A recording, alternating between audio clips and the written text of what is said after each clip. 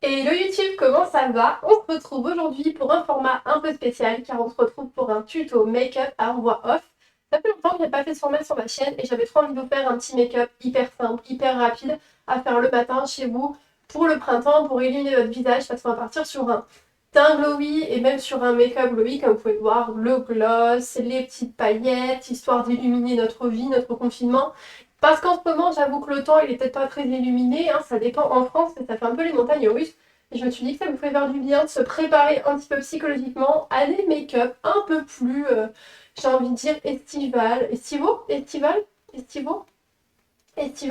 je ne sais pas, de l'été, je sais pas.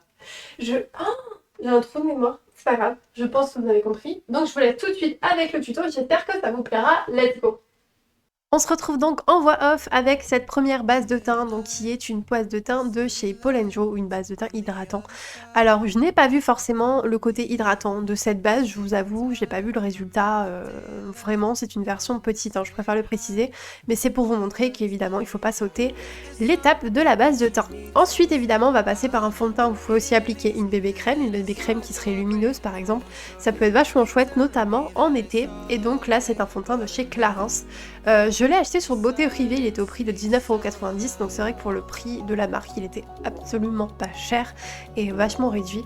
Et donc je l'applique avec mon pinceau de chez Zoeva, le Buffer, c'est le numéro 15 de mémoire, je vous mettrai évidemment toutes les références sur l'écran, et ce pinceau est absolument génial pour appliquer les fonds de teint, je vous le conseille, Zoeva, c'est vraiment pas cher et le rapport qualité-prix vraiment exceptionnel. Pour le fond de teint, il est très facile à appliquer, il s'applique très bien, il est à moitié mat, à moitié glowy, je trouve que le résultat est vraiment semi-mat, donc c'est vraiment chouette si vous voulez un teint glowy, et en plus il est assez couvrant, couvrance moyenne, elle n'est pas non plus hyper couvrant, mais en tout cas ça reste hyper raisonnable si vous voulez masquer les imperfections de votre peau.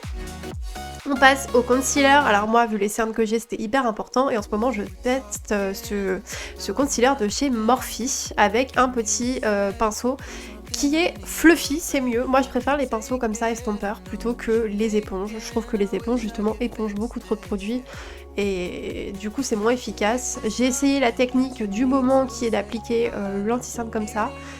Honnêtement, je n'ai absolument pas été contente de cette façon d'appliquer, parce que comme vous voyez on n'applique pas en dessous de l'œil, et du coup je vous conseillerais d'appliquer tout en dessous de l'œil si vraiment vous avez beaucoup de cernes, comme moi, comme vous pouvez le voir. Donc je vais venir estomper cet anti-cerne, donc qui est toujours un peu plus clair que mon teint normalement. Je ne prends pas beaucoup plus clair parce que j'aime pas trop la démarcation.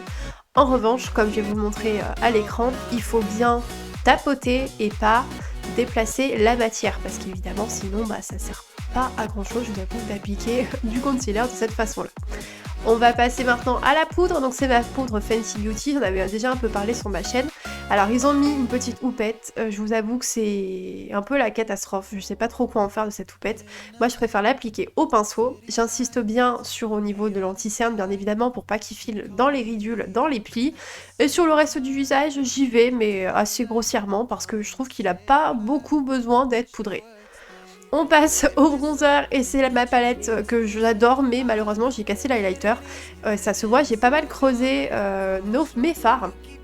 Une palette de chez Urban Decay, je vous mettrai évidemment la référence, et je vais venir mélanger deux teintes parce que la teinte claire est beaucoup trop claire pour, je trouve, les beaux jours, et la teinte foncée est trop foncée. Par contre faites attention, c'est quand même pigmenté, ça s'estompe assez bien, mais le fard est un peu sec. Je vous montrerai la semaine prochaine dans une vidéo un nouveau bronzer, et qui pourrait peut-être mieux satisfaire pour les gens qui ont du mal à appliquer un bronzer, parce que celui-là il est quand même pas mal pigmenté comme vous pouvez voir à l'écran et à ma tête, mais j'ai un petit peu galéré à l'estomper, mais en tout cas voilà, appliquer un bronzer pour les beaux jours, etc. Vous verrez, ça va tout changer à votre visage, surtout si vous êtes blanche comme moi, parce que je suis très blanche de peau, et je dégrade dans le cou également, pour pas que ça fasse une démarcation.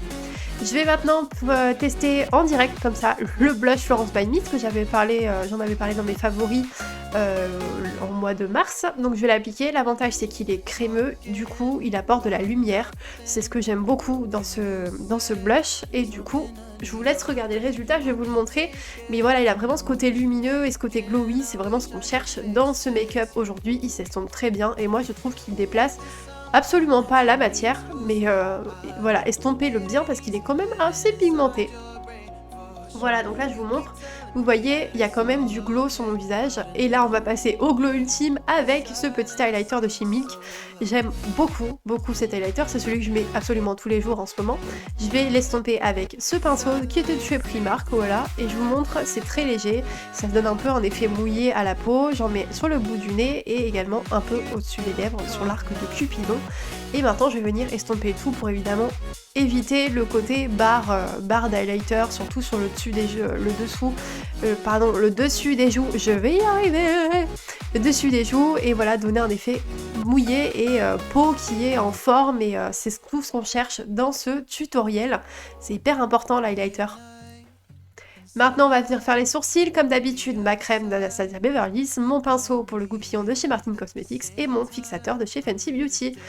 Et voilà, je vous épargne ça parce qu'en général, je mets 4 ans à les faire. Donc, on va continuer ensemble.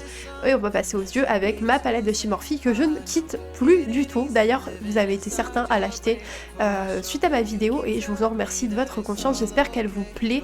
Là, je vais appliquer un fard qui est assez ressemblant à ma peau dans le sens où il est assez clair, histoire que ça reste une teinte naturelle de fard. Évidemment, si vous avez la peau plus foncée, appliquez un fard un peu plus foncé, mais toujours irisé pour le côté glowy. Donc moi j'ai opté pour un rose assez clair, mais un peu chaud quand même. Et là je vais prendre un fard un peu plus clair que celui-là pour illuminer l'intérieur du regard. Donc je vais le mettre sur le coin interne de l'œil avec mon petit doigt. Ça permet vraiment de réveiller le regard, ça permet aussi d'apporter un point de lumière supplémentaire. Et avec mon petit doigt, je vais venir petit à petit le lier à l'autre, en fait, pour pas que ça fasse non plus un paquet sur le coin interne de l'œil et que ça soit pas dégradé. Donc voilà! Je vais venir prendre ce petit pinceau qui est aussi de chez Zoeva, donc toujours de chez Zoeva, j'aime beaucoup leur pinceau, pour venir faire un espèce de foxy eyes, un peu eyeliner mais avec un fard à paupières de chez Morphe toujours. Donc là il s'agit du marron foncé. Je pars pas sur un noir, je pars sur quelque chose de plus léger, plus naturel, et du coup je pense que l'aspect glowy ressort plus avec un liner marron. Je préfère en ce moment cet effet là. Le noir c'est joli, c'est intense, mais je trouve que le marron c'est vachement chouette. On passe au mascara maintenant, c'est celui de chez Benefit, je vous en parlerai aussi la semaine prochaine. C'est un coup de cœur et je vais vous montrer d'ailleurs ce que ça donne sur un œil, et quand l'autre ne l'est pas fait, vous allez voir le résultat. Désormais, voilà, vous avez un œil qui est fait, l'œil qui est pas fait, je pense qu'on voit quand même sacrément la différence. Mon œil n'a absolument plus la même taille, les gars, c'est impressionnant. Il donne rapport de la longueur, du volume, et surtout il a fait pas de paquet. Bref, j'aime beaucoup ce mascara.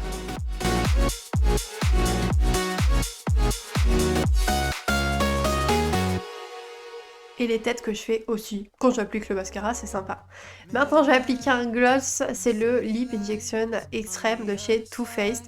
Je suis très mitigée au sujet de ce gloss. Il fait le taf au niveau du gloss, mais il y a beaucoup plus glossy, comme ceux de chez Fenty Beauty. Mais surtout, j'ai senti d'énormes picotements. Ça fait plusieurs fois que j'utilise, plusieurs fois que ça se reproduit. C'est le principe de ce truc, ce que j'aime pas trop, je vous avoue, j'aime pas trop ce gloss, mais voilà, c'était pour montrer de mettre un gloss parce que là j'avais que celui-là sous la main. Et voilà ce que ça donne, j'espère que ça vous plaît, n'hésitez pas à liker la vidéo et à vous abonner à la chaîne, ça ferait trop plaisir. Et on se retrouve la prochaine fois pour une nouvelle vidéo, je vous fais plein de bisous et surtout, prenez soin de vous.